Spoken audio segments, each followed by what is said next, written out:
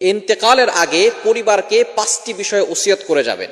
Number 1, 1 number হচ্ছে আপনি আপনার পরিবারকে ওসিয়ত করবেন, আমার মৃত্যুর সংবাদ শুনলে তোমরা পড়বে ইন্না লিল্লাহি ওয়া ইন্না ইলাইহি রাজিউন এবং একবার সূরা ফাতিহা, 3বার সূরা ইখলাস করে আমার জন্য দোয়া করে দিবে। 2 নাম্বার, আপনি আপনার পরিবারকে ওসিয়ত করবেন, আমার মৃত্যুর সংবাদ শুনলে অকাল মৃত্যু বলবে না। 3 নাম্বার, আপনি আপনার পরিবারকে ওসিয়ত করবেন, মৃত্যুর সময় কান্নাকাটি, বিলাপ করা, মাতম করা এগুলো করা যাবে না। 4 নাম্বার, আপনি আপনার পরিবারকে ওসিয়ত করবেন যে আমার মৃত্যুর পরে, আমার মৃত্যুর সময়, মৃত্যুর পরে চল্লিশা করা, মিলাদ পড়ানো, কুলখানি করা এগুলো সম্পূর্ণরূপে স্পষ্ট বেদাত, এগুলো থেকে দূরে সরে আসতে হবে।